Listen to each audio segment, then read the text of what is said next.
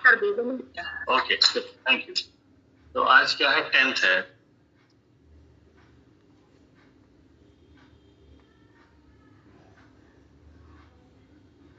September।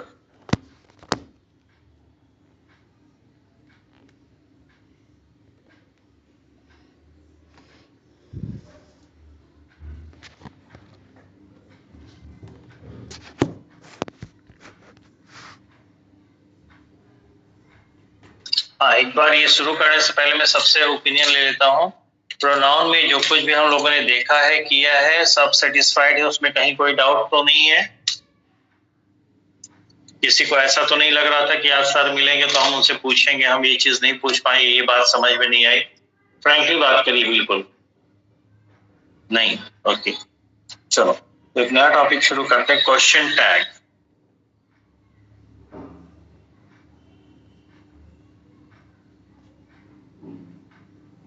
ठीक है, एक सवाल करता हूं। जब आपको 7:05 तक लिंक नहीं मिला तो आपको लगा क्लास नहीं होगी ना? नो सर, हमें लगा अगर क्लास नहीं होती तो आप बताते हैं। ओके, हम बताते हैं। ठीक है, किसी को ऐसा लगा आज क्लास नहीं होगी? No sir. नो सर, ठीक है, ओके। देखिए, क्वेश्चन टैग होता क्या, पहले ये समझ लेते हैं, ठीक है। जगदीश सर इज irregular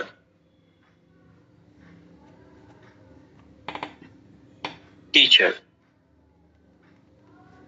ठीक है, तो ये तो एक सेंटेंस हो गया। तो इतने से अगर हम कहें कि एक सेंटेंस है, और सेंटेंस जो अपने आप में 5 टाइप्स के होते हैं, assertive, interrogative, imperative, assertive, interrogative, imperative, objective और एक्सक्लेमेटिव। Good evening. 5 टाइप के होते हैं। तो कैसे पता करेंगे कोई गिवन सेंटेंस किस टाइप का, बोले उसके मीनिंग से हम पता करेंगे वो किस तरह का सेंटेंस है। ठीक है, अगर सेंटेंस के माध्यम से सूचना देने का भाव आ रहा है, बताने का भाव आ रहा है तो असर्टिव होता है। सेंटेंस के माध्यम से पूछने का भाव आ रहा है तो इंट्रोगेटिव होता है। सेंटेंस के माध्यम से, ठीक है, अगर रिक्वेस्ट है, ऑफर है, ओके, ऑर्डर है, एडवाइस है, प्रपोजल है, ऐसा भाव आ रहा है तो वो इंपरेटिव होता है। सेंटेंस के माध्यम से इच्छा प्रकट करने की भाव आए तो ऑप्टेटिव होगा, और सेंटेंस के माध्यम से आश्चर्य बोध करने का भाव है तो क्या होगा, एक्सक्लेमेटरी होगा। राइट। और आप लोगों को पता ही है कि जो इंट्रोगेटिव सेंटेंस होते हैं उसके अंत में क्वेश्चन मार्क लगता है, ये डेफिनेट है। ठीक है, तो ये जो हमने लिखा है Jagdish sir is irregular teacher, ये कैसा सेंटेंस है? इंट्रोगेटिव है, एक्सक्लेमेटरी है, ऑप्टेटिव है, इंपरेटिव है, कैसा है सर? Assertive sentence. अब होगा क्या कि यहाँ मैंने कॉमा लगा दिया, ठीक है। तो जगदीश सर इज, एन होना चाहिए यहाँ पे, एन ए रेगुलर टीचर, और आगे हम लगा isn't, is not, isn't he, और मैंने क्वेश्चन मार्क लगा दिया। ये क्वेश्चन मार्क लगने से ये इंट्रोगेटिव हुआ क्या, जल्दी बताइए, जवाब दिया करिए, हाँ या ना, गलत होगा अधिक से अधिक। Yes sir. इंट्रोगेटिव लग रहा है, दिस इज नॉट इंट्रोगेटिव, यही मुझे आपको बताने का मतलब था। तो आप देखिए, अगर जब हमने इसको छिपा लिया है तो अगर सिर्फ इतना मैंने पूछा Jagdish sir is an irregular teacher, तो ये बताने का भाव दिया तो ये असर्टिव सेंटेंस हो गया। ठीक है, लेकिन जैसे ही यहाँ पे हमने फुल स्टॉप के बजाय कॉमा लगा करके इजेंट ही कर दिया, तो यहाँ जो इजेंट ही है अलग से लिखा इजेंट ही और including this mark of exclamation, इसी को इंग्लिश ग्रामर में कहते हैं क्वेश्चन टैग। क्वेश्चन टैग यानी एक टैग लग जाता है क्वेश्चन के रूप में, पर ये क्वेश्चन पूछने के लिए नहीं लगता है। ठीक है, जैसे अगर मैं कहूं, ठीक है, कि आज आप लोगों को थोड़ा सा डाउट हुआ है ना, बोलो भाई, आज आप लोगों को थोड़ा सा डाउट हुआ है ना? Yes sir. Yes sir. तो आपने कहा यस सर, मैंने आपसे कुछ नहीं कहा, आपसे मैंने कहा आज आपको डाउट हुआ है, और है के बाद आगे हमने लगा दिया ना। तो आगे जो ना लगाया है, आज आपको डाउट हुआ है, ये मैंने बताया है, आगे मैंने ना लगा दिया। तो आगे जो ना लगा दिया यानी कि एक स्टेटमेंट हमने बोला और उसके बाद एक हमने क्वेश्चन टैग लगा दिया, तो जिसको हिंदी में कहते हैं ना। ठीक है, हुआ है, बाद में हल्का सा सांस तोड़ के यानी कॉमा लगा के ना। तो ना जो लगा है वो इसलिए लगा है कि जो स्टेटमेंट हमने बोला है वो सही है या नहीं, उसके अगेंस्ट, उसके बदले सुनने वाला जो व्यक्ति हमें रिस्पॉन्ड करेगा हाँ या ना में। ये बात समझ में आई? यस। क्लियर? तो इंग्लिश में जो क्वेश्चन टैग लगाया जाता है, क्वेश्चन टैग के माध्यम से हम क्वेश्चन नहीं करते, पहले तो ये समझिए। Question tag in English is never used for asking a question. Question tag in English is attached with some assertive sentence. A question tag with an statement is attached simply for seeking response of the listener. किसी statement, किसी कथन, किसी statement के अंत में हम question tag लगाते हैं।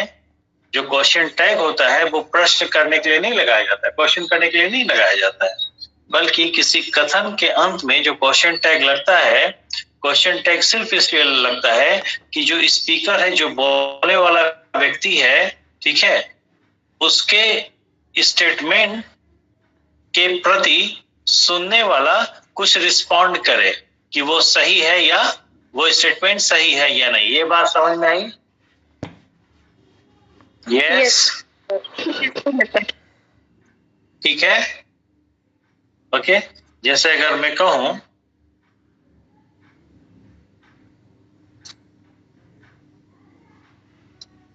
कि I have started the class late, haven't I? haven't I? Question tag लगा दिया, ठीक है। तो मैंने सिर्फ इतना ही बोला है, देखिए ध्यान से। अगर सिर्फ इतना, सबको साफ साफ दिख रहा है, कहीं कोई दिक्कत तो नहीं आ रही विजिबिलिटी में?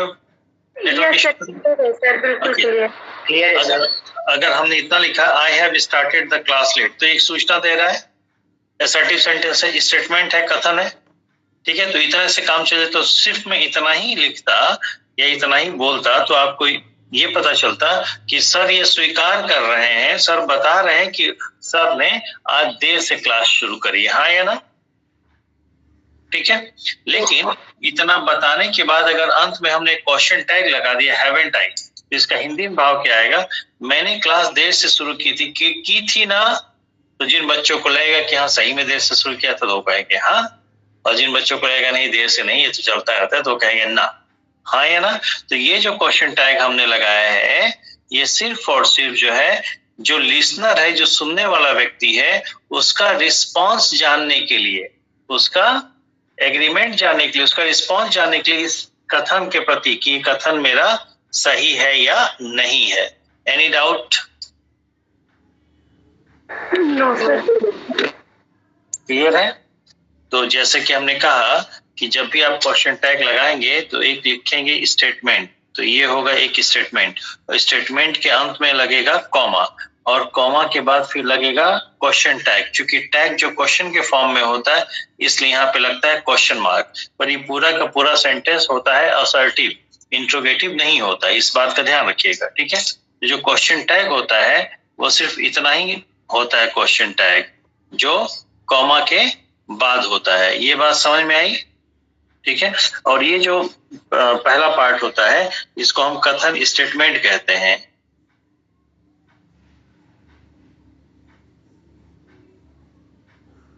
ऑलराइट, ये जो स्पीकिंग में भी यूज कर सकते हैं ना? क्या स्पीकिंग में भी यूज कर सकते हैं? अरे स्पीकिंग में ही होता है भाई, भाषा कोई भी हो, दुनिया की कोई भी भाषा पहले बोली गई ना। लिखना पढ़ना तो हम लोग बाद में सीखे ना। आपका छोटा बच्चा है जो चलना नहीं जानता है तो बोलता जरूर होगा, तो भाषा ही तो बोल रहा है। ठीक है।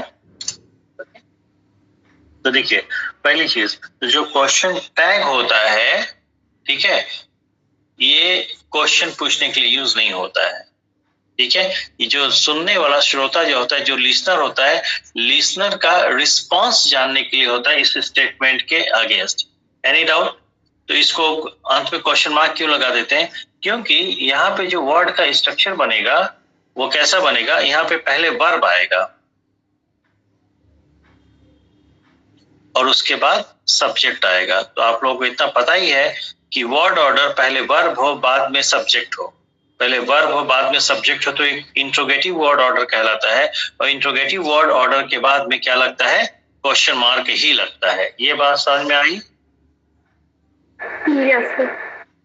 ठीक है। तो यहाँ पे एक पॉइंट हम लिखवा दें नोट में, जो हमसे नए बच्चे जुड़े हैं, साक्षी वगैरह, प्रिया, सबको क्लियर है? कहीं कोई दिक्कत नहीं है? Yes sir. ओके, ठीक है। तो पहला पॉइंट लिखिए, हिंदी में आप लोग लिख लीजिए, मैं यहाँ इंग्लिश में हिंदी में बोल दे रहा हूँ, लिख लीजिए। क्वेश्चन टैग का प्रयोग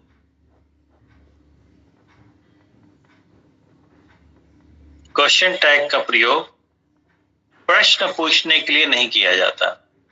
क्वेश्चन टैग का प्रयोग प्रश्न पूछने के लिए नहीं किया जाता, ठीक है। मैं यहाँ पे लिख रहा हूं, question tag is used not to ask a question. Question पूरा लिख लीजिएगा, ठीक है। नंबर 2 हिंदी में लिखिए, हिंदी में लिखिए। नंबर 2, क्वेश्चन टैग का प्रयोग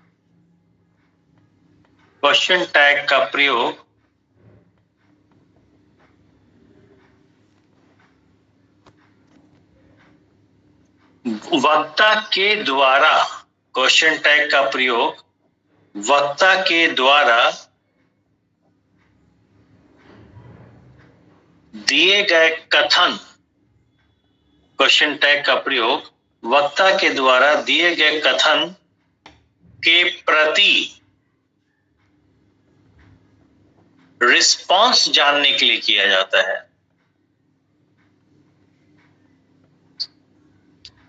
ठीक है। इंग्लिश में लिख रहा हूं, question tag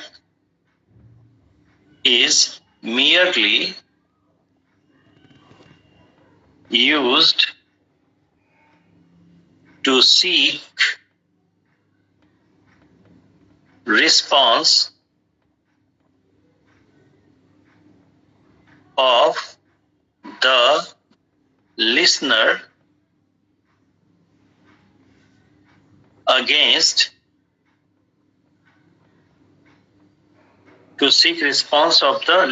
against the statement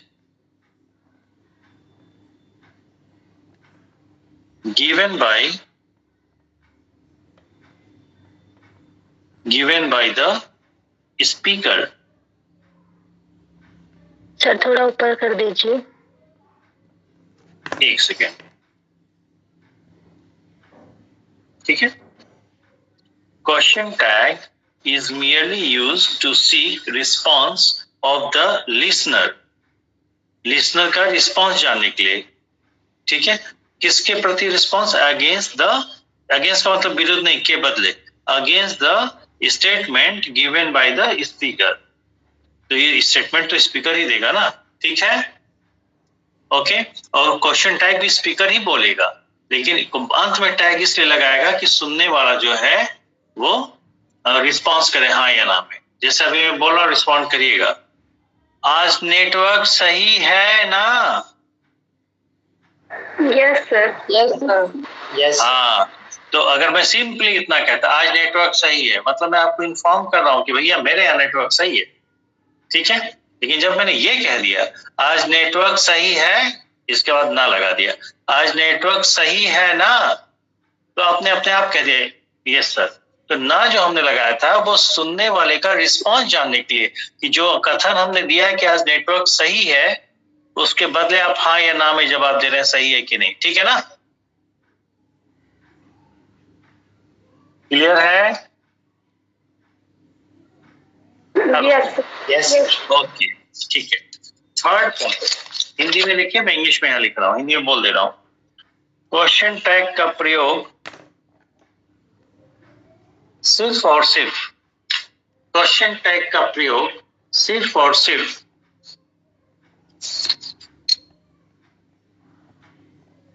spoken English में किया जाता है। क्वेश्चन टैग का प्रयोग सिर्फ और सिर्फ स्पोकन इंग्लिश, आगे ब्रैकेट में लिख लीजिए इनफॉर्मल, इनफॉर्मल। क्वेश्चन टैग का प्रयोग सिर्फ और सिर्फ स्पोकन इंग्लिश, आगे ब्रैकेट में इनफॉर्मल, ब्रैकेट बंद, ठीक है। क्वेश्चन टैग का प्रयोग सिर्फ और सिर्फ स्पोकन, ठीक है, आगे ब्रैकेट में इनफॉर्मल, ब्रैकेट बंद, इंग्लिश में किया जाता है। अतः, अतः क्वेश्चन टैग का स्ट्रक्चर, स्ट्रक्चर तो नहीं कहेंगे, अतः क्वेश्चन टैग में, अतः क्वेश्चन टैग में, क्योंकि वो इनफॉर्मली यूज होता है, स्पोकन में यूज होता है, ठीक है। अतः क्वेश्चन टैग में फॉर्मल ग्रामर के रूल्स, अतः क्वेश्चन टैग में फॉर्मल ग्रामर, फॉर्मल ग्रामर के रूल्स को फॉलो नहीं करते हैं। अतः क्वेश्चन टैग में फॉर्मल ग्रामर के रूल्स को फॉलो नहीं करते हैं। ओके, आज क्या नेटवर्क फ्लक्चुएट हो रही है क्या कुछ लोगों का? बच्चे घट रहे हैं? नहीं सर, अच्छा है, आपकी तरफ से तो अच्छा है। ठीक है, इसी भाषा में, हाँ देखिए इंग्लिश में लिख रहा हूं, ठीक है। Question tag is used only in spoken informal English, ठीक है। Hence, अतः it is used informally, ठीक है। आगे ब्रैकेट में लिख दे रहा हूं, we do not follow the rules of formal English grammar in question tag, ठीक है। अब देखिए कहने का क्या मतलब था, ये समझिए। ये आपका क्वेश्चन टैग है,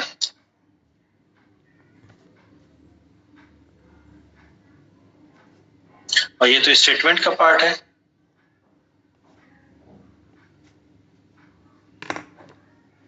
तो ये पूरा क्वेश्चन टैग नहीं कहलाएगा, पूरा सेंटेंस क्वेश्चन टैग नहीं है। क्वेश्चन टैग सिर्फ इतना ही है ना, ठीक है। तो सिर्फ ये इनफॉर्मली यूज होगा, ये फॉर्मली यूज होगा, ठीक है। ये ध्यान देने की बात है, ठीक। यूज्ड इनफॉर्मली,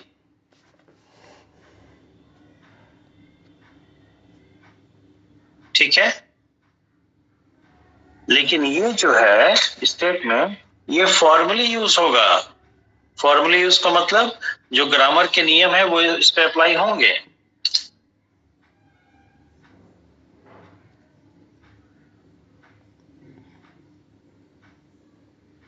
एकदम क्लियर है यहां तक? ठीक है। ये देखिए, ये इनफॉर्मल है, ये फॉर्मल है, ठीक है। तो केवल इतना इनफॉर्मल रहेगा, ये स्पोकन में यूज होगा, ठीक है। सिर्फ ये स्पोकन में यूज होगा।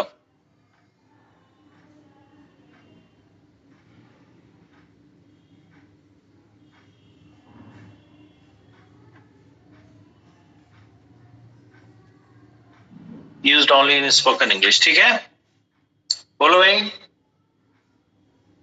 Yes sir. ओके, अब थोड़ा कुछ अलग एक बात कर लेते हैं.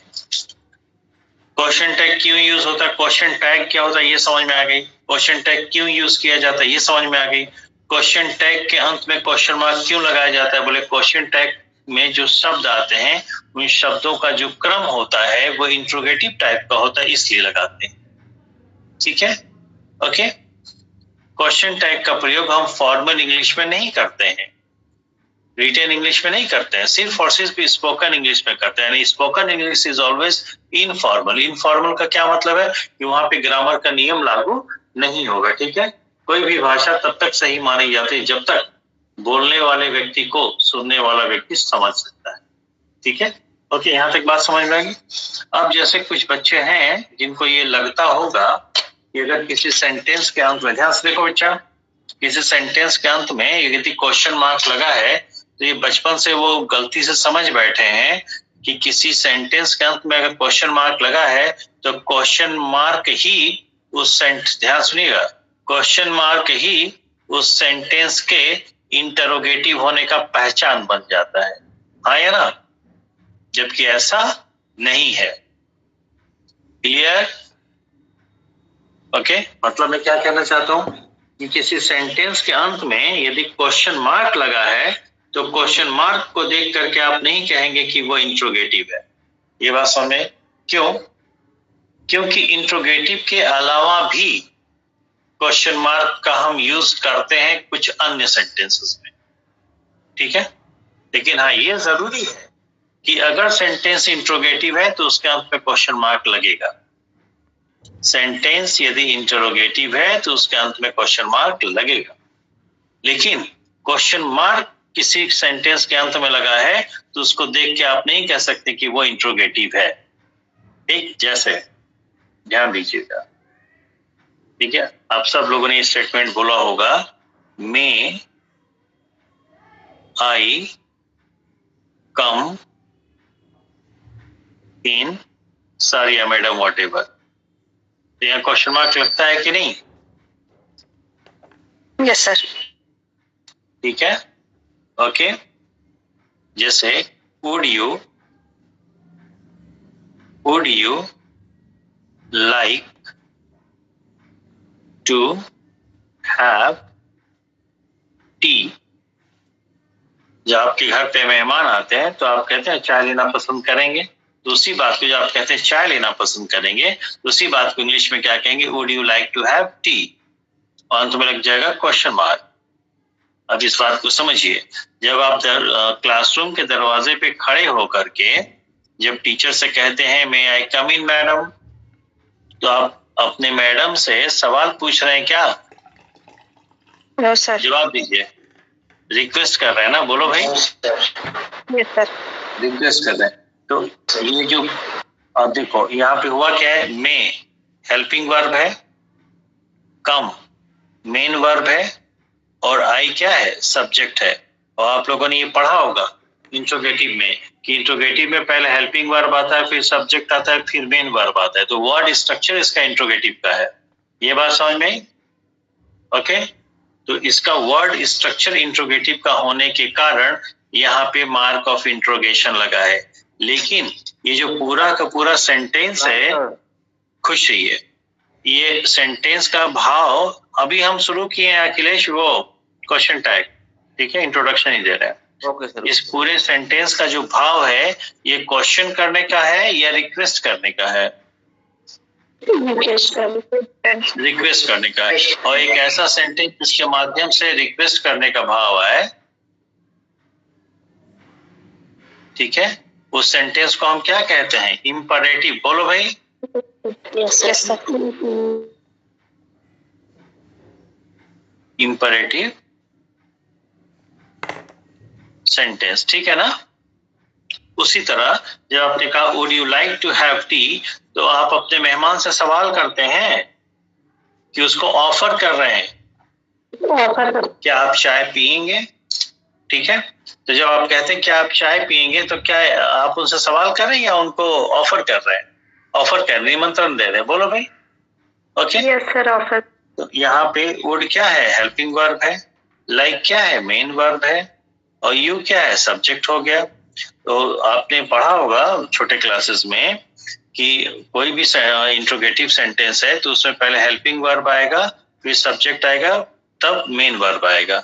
लेकिन कहीं पे अगर ये स्ट्रक्चर बन गया कि हेल्पिंग वर्ब है, सब्जेक्ट है, मेन वर्ब है, ये स्ट्रक्चर बना है कि पहले हेल्पिंग वर्ब है, उसके बाद सब्जेक्ट है, तब मेन वर्ब है, तो सिर्फ इस स्ट्रक्चर के आधार पे आप ये नहीं कहेंगे कि सेंटेंस इंट्रोगेटिव है। क्यों? क्योंकि सेंटेंस को 5 क्लास में जो क्लासिफाई किया गया है, 5 कैटेगरी में जो बांटा गया है, वो वर्ड ऑर्डर, शब्दों के क्रम के अनुसार नहीं बांटा गया है। सेंटेंस के माध्यम से हम भाव व्यक्त करते हैं, सेंटेंस के माध्यम से भाव व्यक्त करते हैं। तो अगर आपने एक सेंटेंस बोला तो उसका कोई ना कोई भाव होगा, तो सेंटेंस का जो भाव होता है, उस भाव के आधार पर उस सेंटेंस को हम कैटेगराइज करते हैं कि वो असर्टिव है, इंट्रोगेटिव है या इंपरेटिव है। ये बात समझ में आई? तो यहाँ पे वर्ड स्ट्रक्चर, वर्ड ऑर्डर जो है वो भले ही इंट्रोगेटिव का है, लेकिन इस सेंटेंस के माध्यम से प्रश्न करने का भाव आ रहा है क्या, ये बताइए। No sir. इस सेंटेंस के माध्यम से कैसा भाव आ रहा है, ऑफर करने का। क्या ऑफर, बोलो भाई। तो जब ऑफर का भाव आ रहा है, ऑफर का भाव आ रहा है, तो एक ऐसा सेंटेंस जिसके माध्यम से ऑफर का भाव आए, उस सेंटेंस को हम क्या कहेंगे, इंपरेटिव। Any doubt?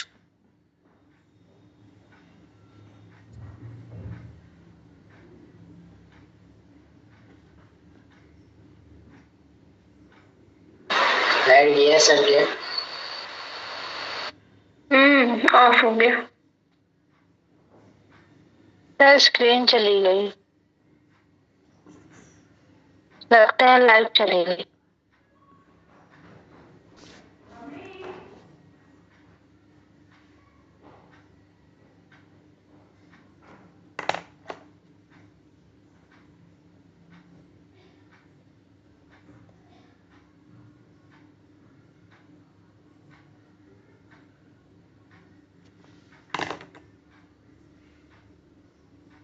ओके, मेरी आवाज आ रही है? Yes sir. लाइट कट गई, हाँ बस आवाज आ रही, सुनते रहिए आप लोग, ठीक है। लाइट आपकी हो जाएगी। Yes sir. हाँ, तो इससे ये पता चल गया कि अगर किसी सेंटेंस के अंत में क्वेश्चन मार्क लगा है, तो क्वेश्चन मार्क लगा होना उस सेंटेंस के इंट्रोगेटिव होने का पहचान नहीं है। क्यों? क्योंकि जो सेंटेंस को अलग अलग कैटेगरी में हम लोग बांटे हैं, ठीक है, वो पंक्चुएशन मार्क के आधार पर नहीं बांटा गया। सेंटेंस को जो अलग अलग कैटेगरी में बांटा गया है, उसके भाव के आधार पर बांटा गया। ये बात समझ में आई? Clear? Yes sir, yes sir. Okay okay, ठीक है। हालांकि इतना जरूर है कि अगर कोई इंट्रोगेटिव सेंटेंस है तो उसके अंत में क्वेश्चन मार्क लगता ही लगता है। तो ये बात यहाँ क्यों बतानी पड़ी, क्योंकि आगे आप लोगों के काम आने वाला है। आगे कहाँ काम, एक तो ही काम आ जाएगा कि जब आप क्वेश्चन टैग, किसी स्टेटमेंट के अंत में क्वेश्चन टैग लगाते हैं, तो जो बच्चा इस बात को नहीं समझता है कि स्टेटमेंट होता क्या है, उसका भाव क्या होता है, तो वो क्वेश्चन मार्क देख करके बोल देगा कि इंट्रोगेटिव सेंटेंस, राइट, जबकि वो इंट्रोगेटिव सेंटेंस नहीं। एक चीज ये। दूसरी चीज, आपने अभी देखा कि हमने 2 इंपरेटिव सेंटेंस लिखे थे, और इंपरेटिव सेंटेंस जब हम लिखते हैं तो कुछ इंपरेटिव सेंटेंस, सभी नहीं, कुछ इंपरेटिव सेंटेंस, कुछ इंपरेटिव सेंटेंस का जो शब्दों का क्रम है या वर्ड ऑर्डर है, वो इंटरोगेटिव के वर्ड ऑर्डर के जैसा होता है, तो उससे इंट्रोगेटिव का भाव नहीं आता है। तो जब उससे इंट्रोगेटिव का भाव नहीं आता है तो उसको इंट्रोगेटिव सेंटेंस नहीं कहें। लेकिन चूंकि उन शब्दों का क्रम इंट्रोगेटिव के जैसा है, इसलिए उसके अंत में क्वेश्चन मार्क लगा। इतनी बात समझ में आ गई?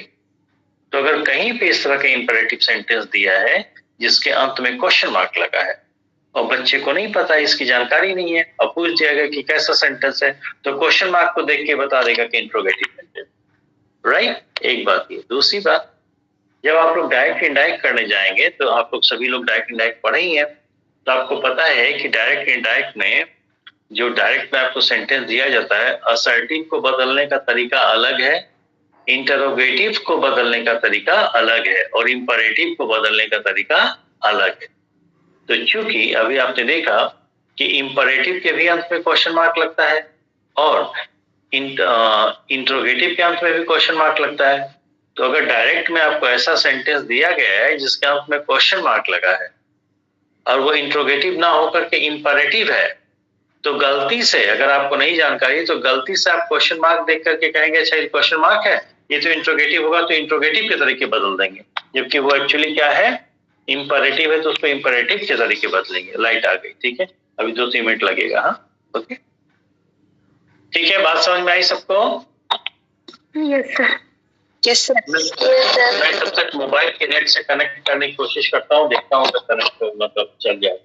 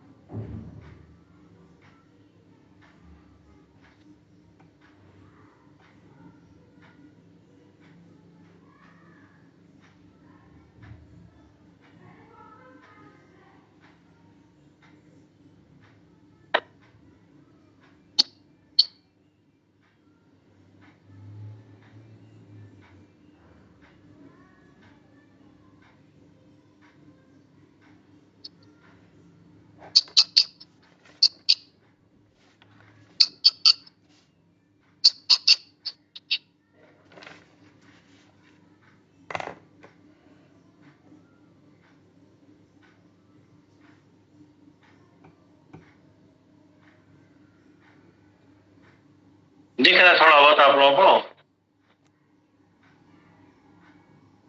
नो सर, क्लियर नहीं दिख रहा है। कोई बात नहीं, तो वेट कर, थोड़ा वेट कर लीजिए, थोड़ा वेट कर लीजिए, ठीक है। तब तक एक नोट लिखिए, बोल दूं, हिंदी में बोल दो, लिखिए। नोट। आवाज तो साफ आ रही है ना? यस सर, आवाज ठीक है। ठीक है, नोट लिखिए और इसको अलग से बॉक्स में लिखिएगा आप लोग, ठीक है। लिखिए, इंटरोगेटिव सेंटेंस के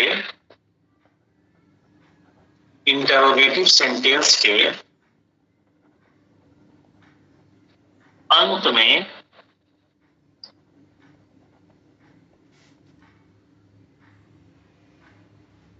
क्वेश्चन मार्क, इंटरोगेटिव सेंटेंस के अंत में क्वेश्चन मार्क ही लगता है। ये पॉइंट नंबर 1 था। इंटरोगेटिव सेंटेंस के अंत में क्वेश्चन मार्क ही लगता है। This was point number 1। Point number 2 लिखिए, किंतु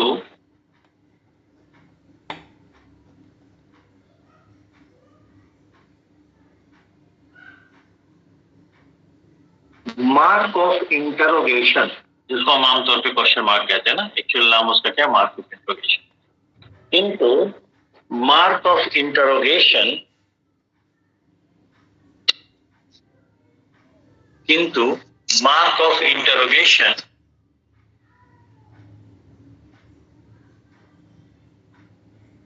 किसी सेंटेंस के, किंतु मार्क ऑफ इंटरोगेशन किसी सेंटेंस, एक सेकंड नेटवर्क इश्यू हो वजह से, किंतु मार्क ऑफ इंटरोगेशन किसी सेंटेंस के इन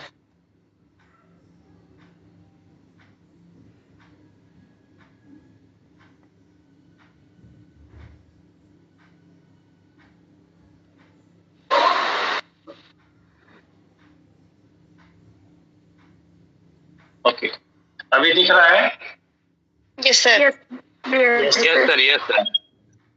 किंतु मार्क ऑफ इंटरोगेशन किसी सेंटेंस के इंटरोगेटिव होने का, किसी सेंटेंस के इंटरोगेटिव होने का पहचान नहीं है। ठीक है, पैराग्राफ चेंज करके जैसे, जैसे ये सेंटेंस लिखिए, may I come in comma sir question mark.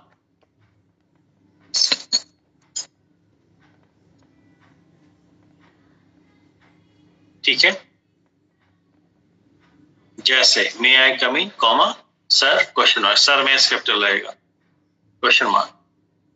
ठीक है, इसके नीचे पैराग्राफ चेंज करके लिखिए, ऊपर दिए गए एग्जाम्पल में, ऊपर दिए गए एग्जाम्पल में वर्ड ऑर्डर यानी शब्दों का क्रम, वर्ड ऑर्डर इंटरोगेटिव के जैसा है, वर्ड ऑर्डर इंटरोगेटिव के जैसा है,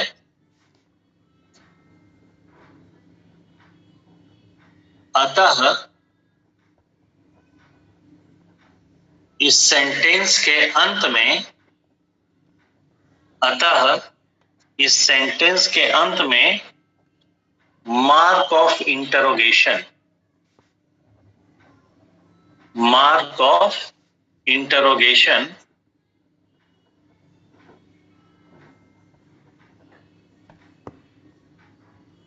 मार्क ऑफ इंटरोगेशन का प्रयोग किया गया है।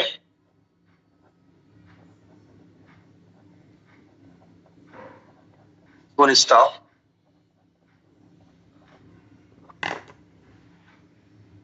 लेकिन इस सेंटेंस का जो भाव है वह रिक्वेस्ट करने का है,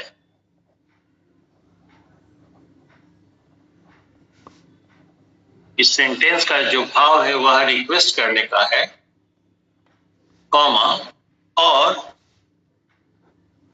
ऐसे सेंटेंस जिनसे रिक्वेस्ट ऑर्डर, ऐसे सेंटेंस जिनसे request comma order comma offer comma suggestion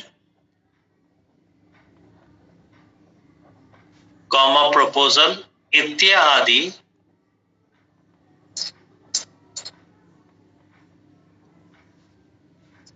का भाव आए तो उन सेंटेंसेस को imperative sentence, imperative sentence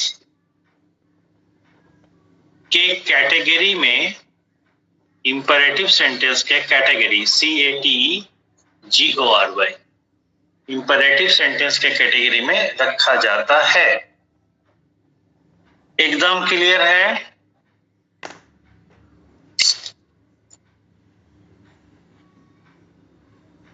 yes sir. ठीक है,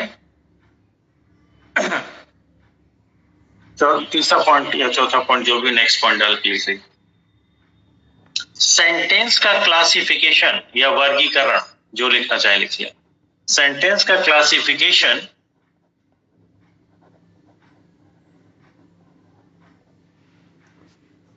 कॉमा सेंटेंस के भाव के आधार पर किया गया है, सेंटेंस के भाव के आधार पर किया गया है।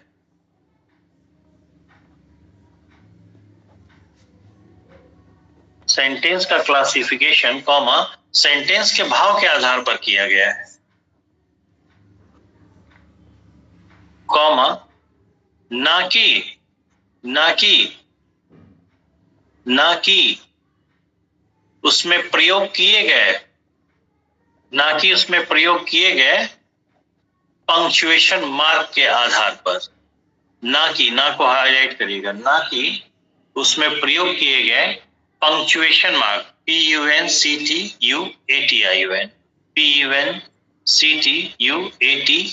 पंक्चुएशन मार्क के आधार पर। एकदम क्लियर है भाई? Anyone willing to write the same points in English? Anyone? No, sir. Okay. Okay, ठीक है, वैसी बात होगी। ठीक है, तो ये आपको समझ में आया कि हम क्वेश्चन मार्क का प्रयोग इंपेरेटिव सेंटेंस में भी कर देते हैं और असर्टिव में भी अगर क्वेश्चन टैग लगा है। ठीक है, तो ये क्वेश्चन टैग, चूंकि यहाँ पे जो क्वेश्चन टैग लगता है इसके बाद मार्क ऑफ इंट्रोगेशन यूज करते हैं, इसलिए नहीं कि पूरा सेंटेंस इंट्रोगेटिव है, बल्कि इसलिए कि जो क्वेश्चन टैग हमने यूज किया है इसमें दो वर्ड हो गए, क्या, एक वर्ब और एक सब्जेक्ट। तो पहले सब्जेक्ट ना के पहले वर्ब लिखते हैं, बाद में सब्जेक्ट, और पहले वर्ब और उसके बाद सब्जेक्ट का आना, ये वर्ड ऑर्डर जो इंट्रोगेटिव का हो जाता है, इसलिए क्वेश्चन मार्क लगा देते हैं। ऑल राइट, ठीक है भाई? Yes sir. ओके, अब आ जाओ फिर आगे क्वेश्चन टैग पे।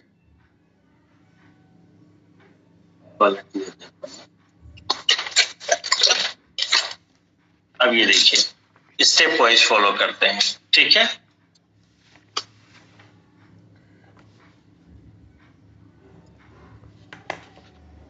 स्टेप 1 क्या होगा? स्टेप्स। ये बहुत इजी है, स्टेप्स में स्टेप 1 मैंने लिया। क्या है उसमें? आपने देखा था, ये स्टेटमेंट होगा और ये क्वेश्चन टैग होगा। ठीक है, यहाँ मैं लिख भी दे रहा हूँ क्वेश्चन टैग।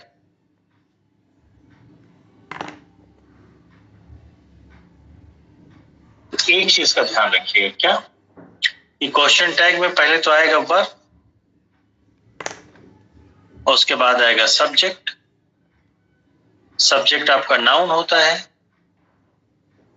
ठीक है, इसका खासा ध्यान रखिएगा कि क्वेश्चन टैग में वर्ब के बाद जो नाउन आएगा, सॉरी, वर्ब के बाद जो सब्जेक्ट आएगा, तो क्वेश्चन टैग में जो वर्ब का सब्जेक्ट होगा वह नाउन कभी नहीं होगा, बल्कि नाउन के बदले आप क्या लिखेंगे? प्रोनाउन लिखेंगे। एक चीज, ठीक है, ये फर्स्ट स्टेप हो गया, स्टेप 1। स्टेप 2,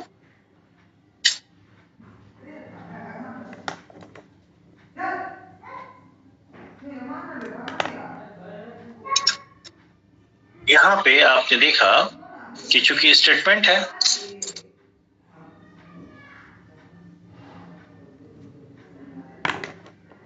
स्टेटमेंट है तो उसका भाव आएगा, और यहाँ वर्ड से लिखेंगे तो शब्दों के समूह का भाव, ग्रुप ऑफ वर्ड्स का तो सेंस तभी आएगा जब वो कंप्लीट सेंटेंस लिखा जाएगा। और जब यहाँ आप कंप्लीट सेंटेंस लिखेंगे, इस कंप्लीट सेंटेंस में बिना सब्जेक्ट आप सेंटेंस लिख ही नहीं सकते, तो एक सब्जेक्ट होगा और एक वर्ब होगा, हाँ या ना? ठीक है, और यहाँ आपने देखा है कि जो क्वेश्चन टैग है, इस क्वेश्चन टैग में आप क्या रखेंगे? वर्ब रखेंगे और सब्जेक्ट रखेंगे। तो सब्जेक्ट की जगह पर आप नाउन न रख के क्या रखेंगे? प्रोनाउन रखेंगे। ठीक है, और अभी आप प्रोनाउन पढ़ के आ रहे हैं, तो प्रोनाउन जो है वो किसी न किसी नाउन या किसी दूसरे प्रोनाउन को रेफर करेगा, हाँ या ना? तो यहाँ पे क्वेश्चन टैग पार्ट में सब्जेक्ट के रूप में जो प्रोनाउन होगा वो किस पर्सन का होगा, किस नंबर का होगा, किस जेंडर का होगा? बोले जिस नाउन को या जिस प्रोनाउन को ये रेफर करेगा उसी नाउन के नंबर का, उसी के पर्सन का, उसी के जेंडर का होगा। तो ये प्रोनाउन रेफर किसको करेगा? ये प्रोनाउन रेफर करेगा किसको? सब्जेक्ट जो होगा, स्टेटमेंट का जो सब्जेक्ट होगा, स्टेटमेंट पे जो वर्ब का सब्जेक्ट होगा उसको रेफर करेगा। ठीक है, तो चूंकि ये प्रोनाउन स्टेटमेंट के सब्जेक्ट को रेफर करता है, तो स्टेटमेंट का सब्जेक्ट का जो पर्सन होगा वही पर्सन यहाँ आएगा, जो जेंडर होगा वही जेंडर का ये प्रोनाउन आएगा। Any doubt? No doubt. No sir. ठीक है, नंबर 3,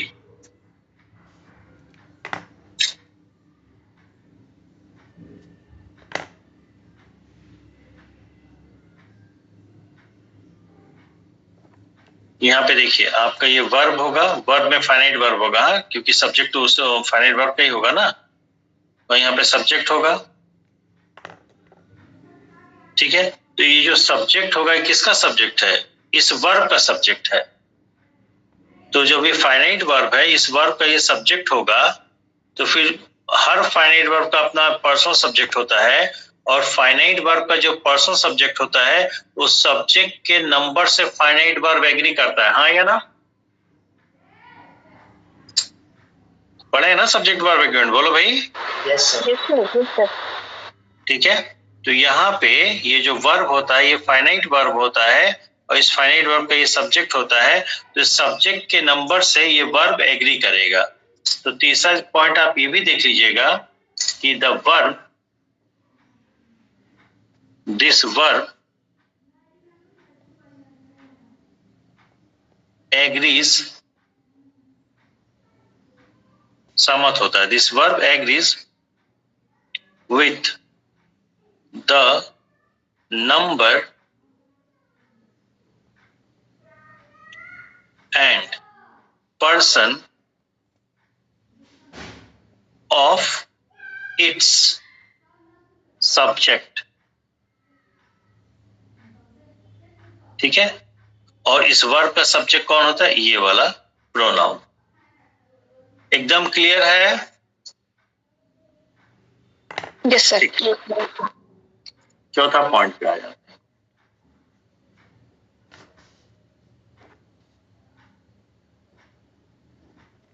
कॉपी दिख रही है पूरी? Yes sir.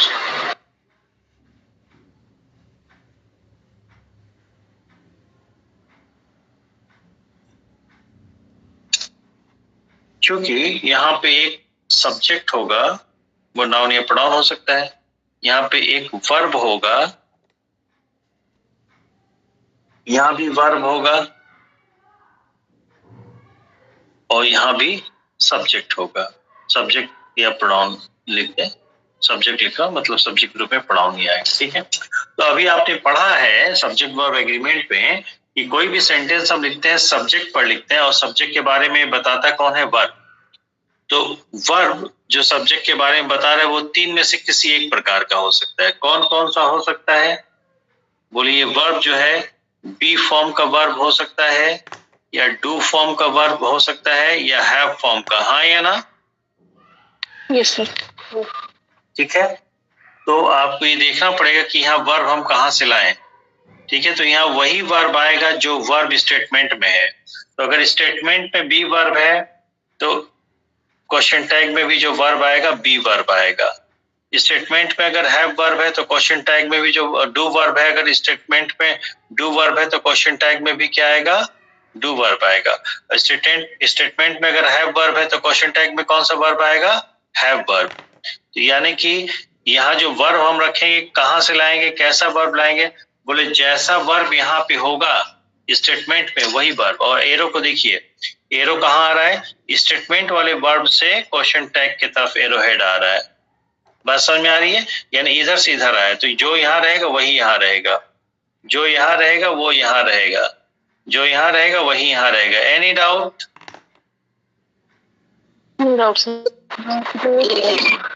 Okay, 5 number point.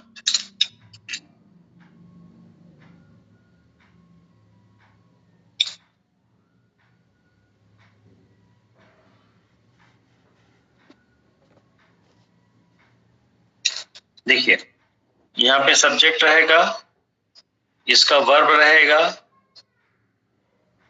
यहाँ पे सब्जेक्ट सॉरी यहाँ पे वर्ब रहेगा पहले ना, यहाँ पे वर्ब रहेगा और सब्जेक्ट रहेगा। ठीक है, अब ये वर्ब है तो इसका टेंस होगा ना, फाइनाइट वर्ब है तो इसका टेंस होगा, और ये भी वर्ब फाइनाइट वर्ब है तो इसका टेंस होगा। तो दोनों का टेंस मैच करना चाहिए। अब मान लीजिए कि एग्जाम में आपको सेंटेंस दे दिया गया है, इसका पास्ट टेंस है, क्वेश्चन टैग के वर्ब का पास्ट टेंस है और इसका प्रेजेंट टेंस है, तो आप क्या करेंगे? इसका पास्ट देख के इसको पास कर देंगे, ये जो स्टेटमेंट में प्रेजेंट है प्रेजेंट को देख के इसको पास। तो हमेशा यही मेजर है, यही फॉलो होगा, क्योंकि इसी के प्रति जो है इसी के बदले आप रिस्पॉन्स ले रहे हैं।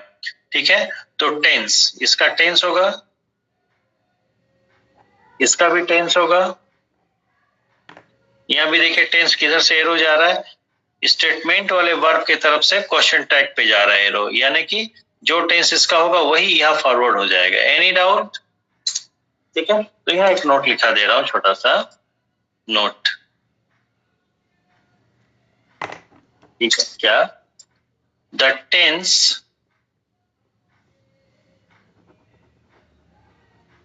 of the verb in the question tag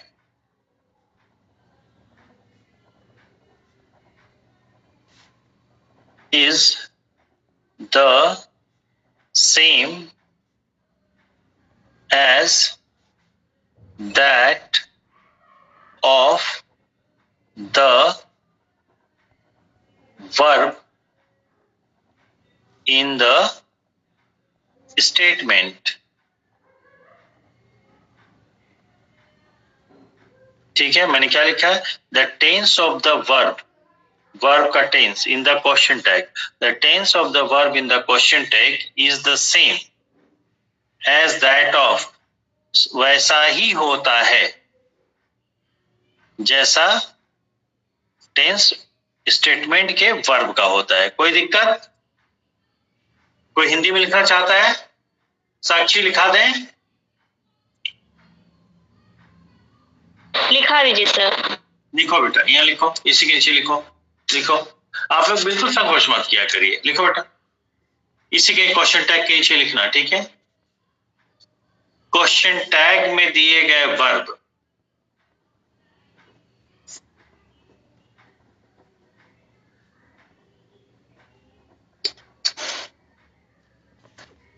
question tag में दिए गए वर्ब उसी टेंस का रहेगा।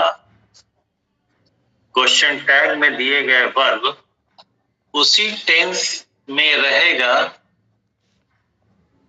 जिस टेंस में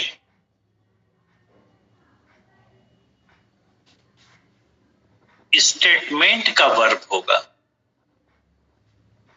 जिस टेंस में स्टेटमेंट का वर्ब होगा।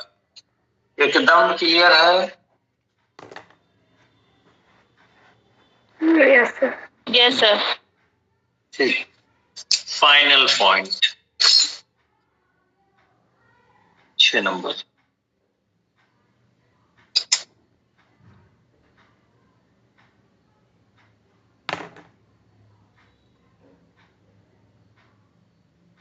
मैं एक स्टेटमेंट, ध्यान सुनिएगा। आज नेटवर्क कमजोर नहीं, आज नेटवर्क कमजोर नहीं है ना। तो स्टेटमेंट तो है लेकिन नहीं लगाए तो नेगेटिव हुआ कि नहीं? बोलो भाई। ठीक है, इसी को मैं कमजोर नहीं है मतलब मजबूत है, तो हम ये भी कह सकते हैं आज नेटवर्क मजबूत है, तो ये पॉजिटिव हो गया। तो जो हम स्टेटमेंट देंगे वो नेगेटिव भी हो सकता है, पॉजिटिव भी हो सकता है। उसमें खास चीज क्या होती है इसका ध्यान रखिए।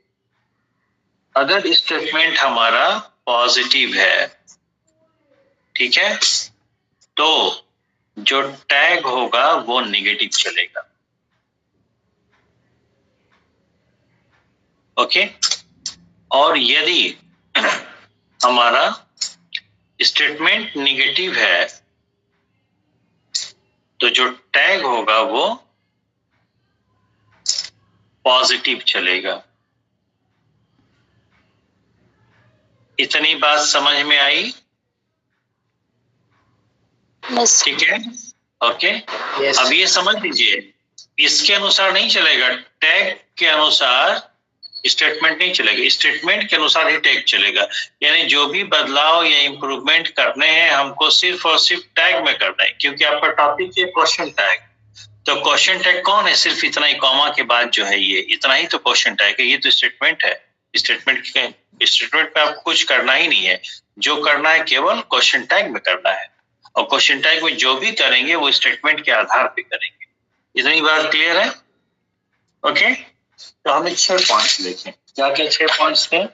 पहला कि ये क्वेश्चन टैग है, इसमें वर्ब रहेगा और इस वर्ब का सब्जेक्ट वर्ब यानी फाइनाइट वर्ब, इसके सब्जेक्ट रहेगा। तो क्वेश्चन टैग में जो वर्ब का सब्जेक्ट होगा वो कभी नाउन नहीं होगा, हमेशा प्रोनाउन होगा। एक बात।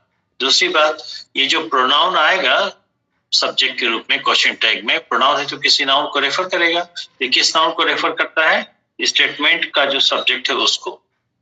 तो इसी सब्जेक्ट का जो पर्सन होगा, जो नंबर होगा, जो जेंडर होगा, उसी के अनुसार इस प्रोनाउन का पर्सन, नंबर, जेंडर चलेगा। ठीक, तीसरा पॉइंट, चूंकि ये फाइनाइट वर्ब होगा, इसका ये सब्जेक्ट होता है, तो कहीं भी फाइनाइट वर्ब अगर दिया गया है तो फाइनाइट वर्ब सब्जेक्ट से एग्रीमेंट शो करेगा। मतलब अगर सब्जेक्ट सिंगुलर है तो वर्ब सिंगुलर, सब्जेक्ट प्लूरल है तो वर्ब प्लूरल। ये बात समझ में आ गई? ठीक है। तीसरी बात, क्योंकि यहाँ वर्ब रहेगा, फाइनाइट वर्ब है, ठीक है, तो जो सेंटेंस के बारे में जब हम बात करते हैं वर्ब के माध्यम से, तो 3 प्रकार का वर्ब यूज करते हैं, क्योंकि जिस प्रकार का हम बात करना चाहते, जिस प्रकार की बात करना चाहते हैं, उसी प्रकार का वर्ब यूज करेंगे। तो होना या दशा बता रहे हैं तो बी वर्ब, एक्शन बताए तो डू वर्ब, पोजीशन बताए तो हैव वर्ब। तो यहाँ पे स्टेटमेंट में जो वर्ब है, अगर वो हैव वर्ब है तो यहाँ भी हैव वर्ब रहेगा। ये डू वर्ब है तो ये भी डू वर्ब रहेगा, ये बी वर्ब है तो ये भी बी वर्ब रहेगा। Any doubt? ये मॉडल है तो ये भी मॉडल है। ठीक है ना? ओके। पांचवी बात क्या है कि जिस टेंस का, ये फाइनाइट वर्ब है ना, क्वेश्चन टाइप में जो वर्ब फाइनाइट वर्ब है, तो फाइनाइट वर्ब का टेंस भी होता है, आपने पढ़ा है। ठीक है, तो जिस टेंस का ये वर्ब रहेगा, स्टेटमेंट का वर्ब जिस टेंस का रहेगा, उसी टेंस का वर्ब ये भी रहेगा। कोई दिक्कत? अंत में देखा, स्टेटमेंट अगर पॉजिटिव है तो ये नेगेटिव रहेगा, स्टेटमेंट नेगेटिव है तो ये पॉजिटिव रहेगा। ऑलराइट, ठीक है भाई, यहां तक। चलो एक दो क्वेश्चन करते हैं।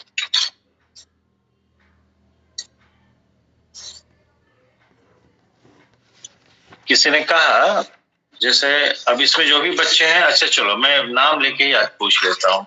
एक सेकेंड, सॉरी,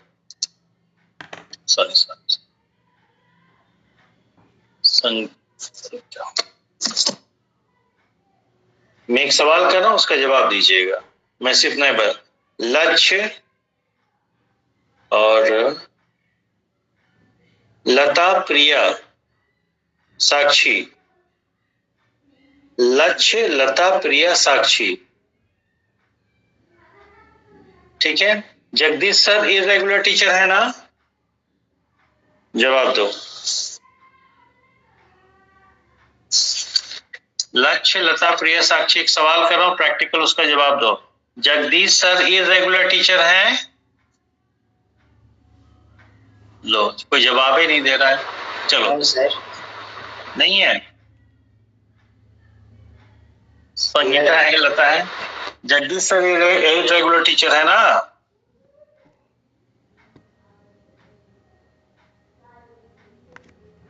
चलो इसी बात को मैं पूछ लेता हूँ। एकता है, पूर्णिमा है, पूजा है, निशा है, बाकी सब है। प्रेम है, सर्वेश है, अखिलेश है, जगदीश सर, संध्या है। जगदीश सर इरेगुलर टीचर है ना? Yes sir. No sir. Yes sir. Yes sir. Yes sir. No sir. No sir. इसीलिए हम नए वालों से अलग पूछे, पुराने वालों से यस। जो मेरे पुराने स्टूडेंट मुझे ज्वाइन किए हैं, they are 100% correct in their opinion. ठीक है, I have been a very irregular teacher. ठीक है, बट नो लॉन्गर नाउ। हाँ, नहीं मैंने देखिए बैच प्रेम और जो भी पुराने लोग हैं, ये बैच शुरू होने से पहले मैंने कह दिया था कि एग्जाम दिसंबर में डिक्लेयर्ड है, और मैं अगर रिस्पॉन्सिबिलिटी ले रहा हूं तो मैं टाइम से अपनी रिस्पॉन्सिबिलिटी को एग्जीक्यूट करूंगा सक्सेसफुली।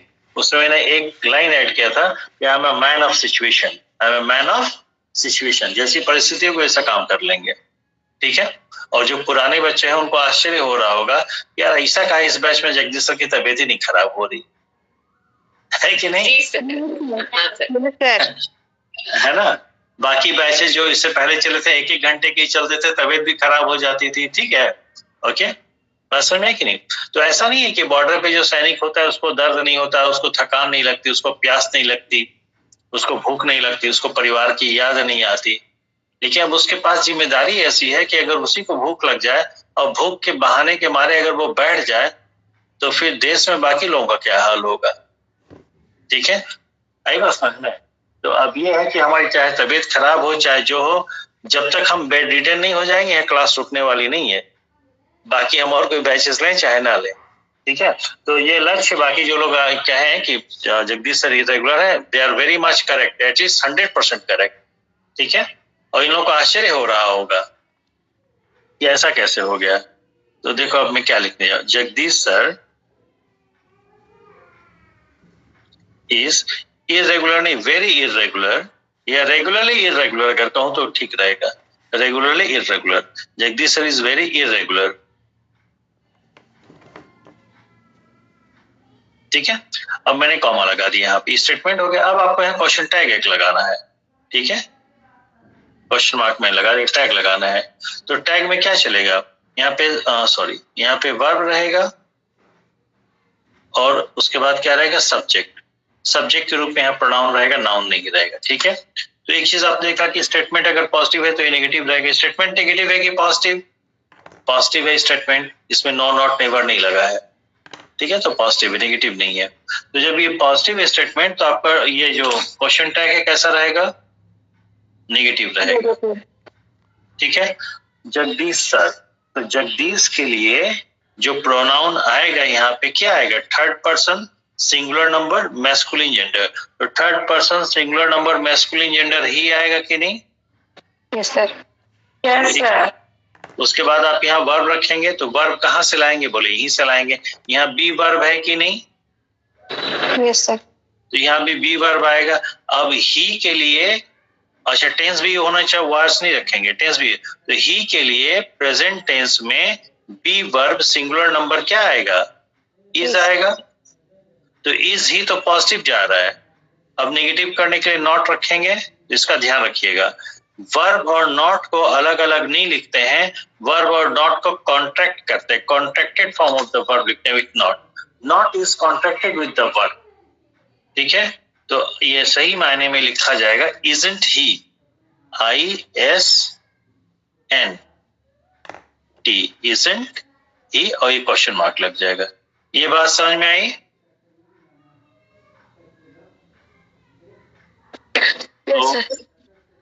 क्लियर है?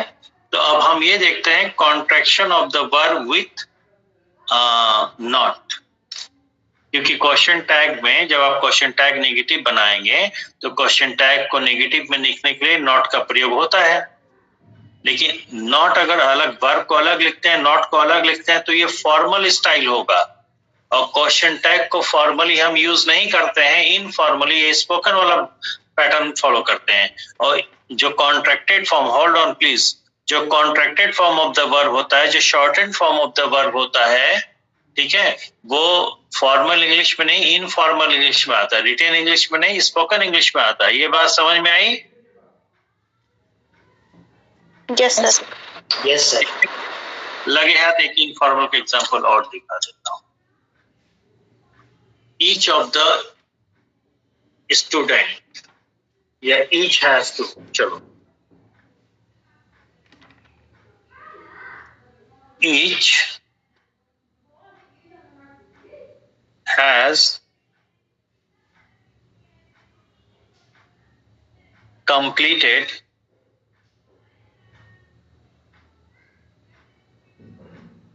देयर आएगा कि हीज आएगा?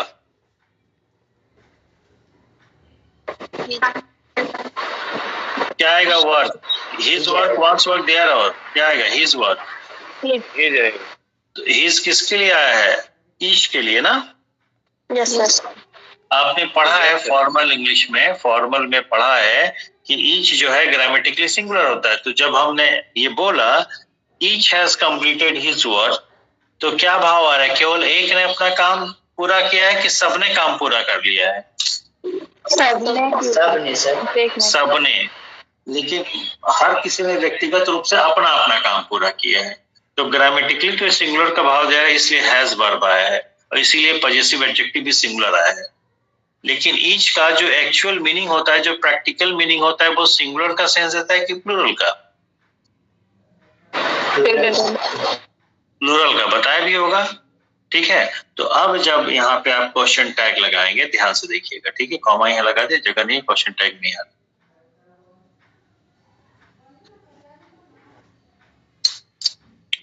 तो यहाँ पे आपका होगा वर्ब, और यहाँ पे हो जाएगा सब्जेक्ट, सब्जेक्ट के रूप में प्रोनाउन आएगा। ठीक है, अब मामला फंस जाएगा। अब ईच के लिए आप यहाँ पे ईच हैज कंप्लीटेड, तो किसने पूरा किया हुआ, प्रत्येक ने। प्रत्येक में यहाँ पे क्या भाव है, जानवर ने पूरा किया हुआ कि इंसान ने?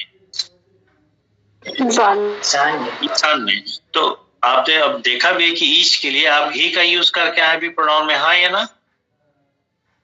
Yes, sir. ग्रामेटिकली सिंगुलर चलता है, ठीक है। और यहाँ पे हैज वर्ब है ना, ठीक है, हेल्पिंग वर्ब जो है उसी को लेंगे, हैज।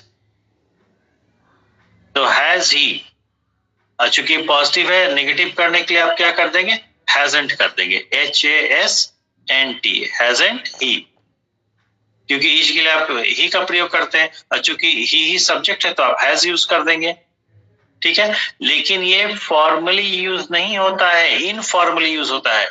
और यहाँ पे जो ही लगा दिया आपने ईच के अकॉर्डिंग, ये फॉर्मल हो गया, ठीक है। जबकि हमें यूज करना है कैसे, इनफॉर्मली।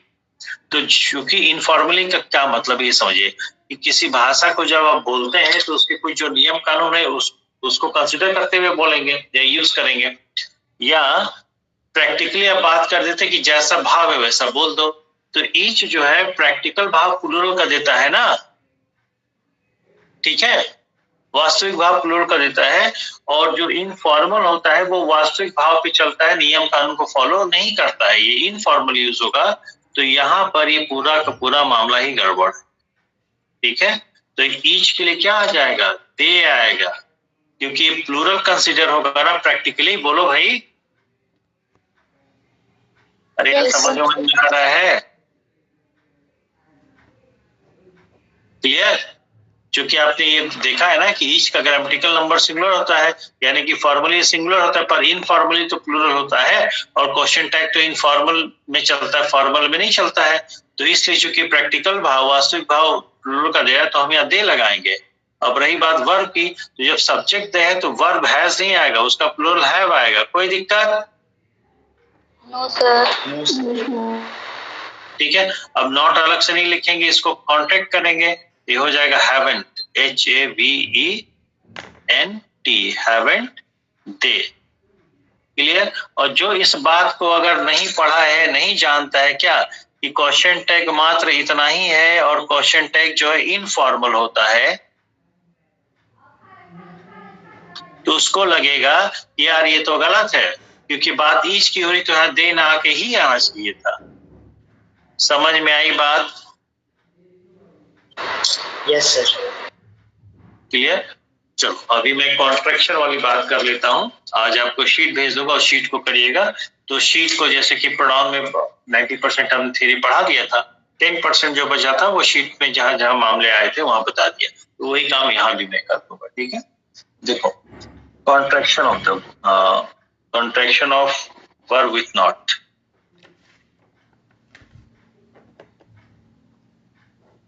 कॉन्ट्रैक्ट का मतलब सिकोड़ देना। Contraction of verb with not, ठीक है। नॉट के साथ कैसे कॉन्ट्रैक्ट करते हैं, तो बाकी तो सबको पता है। जैसे देखो, डिड है प्लस नॉट है, तो आप क्या करते हैं, डिड इन कर देते हैं, DIDNT, ठीक है। डज है और नॉट है, अब बीच में चाहे तो प्लस का साइन लगा सकते हैं अपने लिए। तो क्या कहते हैं, डजंट करते हैं, DOESNT, ठीक है। डू है और नॉट है, अब क्या कर देते हैं, डोंट कर देते हैं। ये सब तो बड़ा इजी है, तो हम सब नहीं लेके चलेंगे, ठीक है, कि सब आप लोगों को पता है। जहां पे हमको दिक्कत आएगी उसकी बात मैं कर लेता हूँ, ठीक है, ओके। और जहां पे दिक्कत आएगी वहां कलर चेंज, मैं रेड पेन ले लिया, ठीक है। जैसे अगर हम कहें इस है, रेडिंग साफ साफ दिख रहा है ना सबको? Yes, sir. हाँ ठीक है। तो इज नॉट का इजेंट हो जाता है, ठीक है। उसी तरह एम नॉट है, एम नॉट, तो एम नॉट का न्यूज़पेपर में आता है एंट, AIN', और कुछ लोग करते हैं एमंट, AMN'T,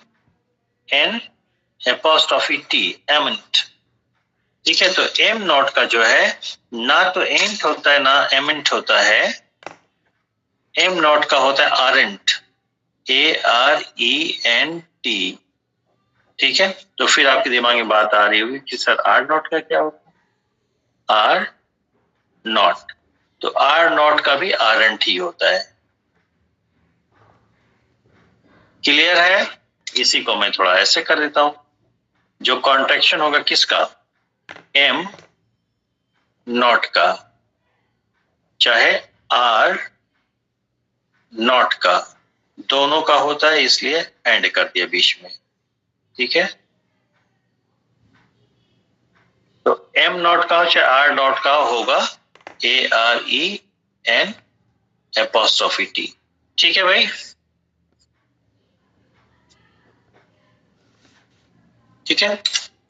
एक होता है विल नॉट, ठीक है, एक होता है वुड नॉट। यहां बच्चे गड़बड़ कर देते हैं, WOULD, वुड नॉट, तो इसका लिखा था वुडंट, WOULD, वुड लिखेंगे एंड एपोस्ट्रोफी टी, वुडंट। एक होता है विल नॉट, विल नॉट, तो विल नॉट का होता है want, WON apostrophe T.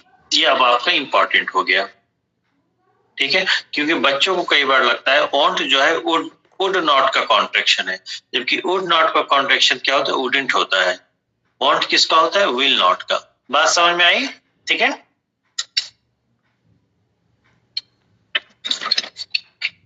Could not का कुडंट होता है। शैल नॉट का देख लेते हैं, shall not, SHALL, shall not, तो शैल नॉट का होता है शैंट, SHANT, नहीं शैल SHALLNT, SHALLNT होता है कि SHANT होता है, शैंट, शैंट ही होता है शायद, SHANT, या देख के बताना यार, शैंट ही होता है, ठीक है, हाँ शैंट ही होता है। और उसके बाद क्या, तो हाँ must not, MUST, must not, ये होता है मसंट, MUSTN, N के बाद एपोस्ट्रोफी और टी, बस। ठीक है, अगर हैड नॉट है तो हैडेंट हो जाएगा। चलो, has not, have not, had not, चलो कर दे रहा हूं, हैव नॉट, ये तो पता ही है सब लोगों को, इसमें नहीं दिक्कत है, हैज नॉट और हैड नॉट। बाकी कुड नॉट, वुड नॉट तो सब पता ही है आप लोगों को ना। तो ये क्या, HADN dot apostrophe T, HASN apostrophe T, hasn't, haven't, HAVEN apostrophe T. ठीक है, तो आपको ये शैंट एक इंपॉर्टेंट है, मसंट इंपॉर्टेंट है, कॉन्ट्रैक्शन यहाँ गड़बड़ हो सकते हो। आर एंड तो बहुत ही इंपॉर्टेंट है, क्योंकि एम नॉट के लिए भी और आर नॉट के लिए भी आता है, और ये वांट। ठीक है भाई, ठीक है, मैं अभी आपको भेजूंगा क्वेश्चन टैग का शीट, या एक दो एग्जांपल करा दो क्या, रुक जाओ, एक दो एग्जांपल करा देता हूँ, एक दो एग्जांपल, जैसे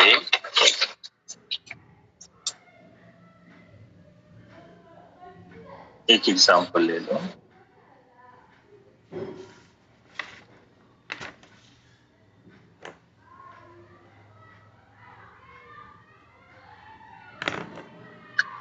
they are not good students, question mark, sorry comma. अब हम आगे यहाँ पे टैग लेना चाह रहे हैं, तो टैग के लिए हमें क्या चाहिए, यहाँ वर्ब चाहिए और यहाँ सब्जेक्ट चाहिए, सब्जेक्ट के रूप में प्रोनाउन आएगा, तो यहाँ पे ऑलरेडी दे है, तो यहाँ जो प्रोनाउन आएगा चूंकि सब्जेक्ट का काम का है तो सब्जेक्टिव केस का ही आएगा, तो दे आ जाएगा, कोई दिक्कत, बोलो भाई। अब यहाँ पे ये नेगेटिव है तो ये कैसा रहेगा, पॉजिटिव रहेगा ना। वर्ब क्या है, आर है, ठीक है, तो आर मत देखिए कि आर है तो आर ही लगा देंगे, क्योंकि आर प्लूरल नंबर का है, अगर यहाँ पे सिंगुलर सब्जेक्ट आएगा तो क्या करेंगे, तो फिर आपको देखना पड़ेगा, बोलिए बी रूप का वर्ब है, बी फॉर्म का है, तो यहाँ पे बी आएगा। अब चूंकि अच्छा टेंस भी देखना पड़ेगा, प्रेजेंट का है तो यहाँ प्रेजेंट टेंस का आएगा। अब चूंकि दे है तो देख ले present tense plural number B form तो आर ही आएगा, आर दे, कोई दिक्कत? ठीक, अगर मैं कहूं दे प्लेड वेल, यहां देखो they played, PLAYED, played well, उन्होंने अच्छा खेला। ठीक है, अभी हमको टैग चाहिए, क्वेश्चन मार्क लगा दिया, तो सबसे पहले हम सब्जेक्ट लेंगे, तो दे है प्रोनाउन, तो यहाँ पे प्रोनाउन दे ही आ जाएगा, दे। चूंकि ये पॉजिटिव स्टेटमेंट है तो हमको नेगेटिव चाहिए। अब यहाँ पे वर्ब चाहिए, अब वर्ब में देखना पड़ेगा ये वर्ब यही है क्या, बी फॉर्म का वर्ब है? जवाब दीजिए। No sir. No sir, am is are was नहीं है, यानी बी फॉर्म का नहीं है। ठीक है, क्या ये हैव फॉर्म का वर्ब है? हैव हैज हैड आया है? No sir. नो सर, तो जब बी फॉर्म नहीं है, हैव फॉर्म नहीं है, तो डू फॉर्म यानी एक्शन वर्ब है, आया ना? तो एक्शन वर्ब को डू फॉर्म कहते हैं बेसिकली, तो यहाँ पे डू फॉर्म आएगा। ठीक है, तो बी फॉर्म नहीं आएगा, हैव फॉर्म नहीं आएगा, मतलब एम इज वर्ब वाला नहीं आएगा, और हैव हैज हैड नहीं आएगा, तो डू फॉर्म आएगा। डू फॉर्म का मतलब बी फॉर्म आएगा, सॉरी डू फॉर्म आएगा, डूइंग के लिए एक्शन वाला वर्ब है। तो इसका टेंस क्या है? पास्ट का है, यहाँ किस में आएगा? पास्ट में आएगा। तो पास्ट में आएगा तो do form do does did होता है। ठीक है, तो डू और डज प्रेजेंट टेंस के हैं सिंगुलर प्लूरल नंबर में, लेकिन डिड जो है पास्ट टेंस का है और सिंगुलर प्लूरल दोनों होता है। तो यहाँ पे क्या हो जाएगा? डिड, DID, और चूंकि ये पॉजिटिव है तो यहाँ पे नेगेटिव लगेगा, तो डिडेंट हो जाएगा, डिडेंट दे। कोई दिक्कत? No sir. No sir. तरीका समझ में आ रहा है ना? तो बस आप यहाँ पे देखिएगा कि यहाँ पे वर्ब कैसा है, या तो बी होगा, या तो हैव फॉर्म का होगा, या डू फॉर्म का होगा। तो पहले देखिए क्या बी रूप का है? बी रूप का होगा तो am is are was were आता है, बी नहीं है। हैव हैज हैड है? नहीं, हैव फॉर्म नहीं है, तो बचा क्या? फिर डू बचा। डू का मतलब यहाँ पे करने वाला, जो कार्य दर्शाए, जो होना दर्शाए, एक्शन दर्शाए, तो प्लेड एक एक्शन है ना। ठीक है, बाकी जो बचा खुचा है वो कल कर लेंगे, थोड़ा हमको भी थकान लग रही है, आज इवनिंग में भी क्लास ले लिया था, और सही कहूँ तो मैं मेंटली इस टॉपिक के लिए प्रिपेयर नहीं था। वो जब मैं कोचिंग आया तो बाद में मुझे लगा यार 1 घंटे का काम है, 1 घंटे में खत्म ही हो जाएगा ये, और खत्म हो ही गया। ठीक है, बस सीट आपको सॉल्व करा देंगे तो हो जाएगा, थोड़ी चीजें रह गई कल बता देंगे। ठीक है, बाकी मैं नाम लेके बोल देता हूँ। पूर्णिमा, संगीता, प्रेम, संगीता मीन्स संगीता सिंह, प्रेम, और बाकी और भी लोग हैं, मतलब जो लोग, मुझे लगता है कि इन लोगों को क्वेश्चन ये लोग करेंगे, इसलिए मैं बात कर रहा हूँ। ठीक है ना? ओके, तो आप लोग देख लीजिएगा जितने यहाँ से क्वेश्चन बनते हैं, जितने क्वेश्चन आप लोग करना चाहते हैं उतने कर लीजिएगा, मतलब क्वेश्चन फ्रेम कर लीजिएगा कि सर हमें क्वेश्चन टैग पे ये क्वेश्चन करना, आपसे पूछना है, चाहे एडवांस लेवल का चाहे जैसे, कल फ्री फील करिएगा। ओके, कोई भी कर सकता है। ठीक है, ओके, बाकी आज जितना हमने बताया उसमें कहीं किसी को कोई डाउट है? No sir. नो।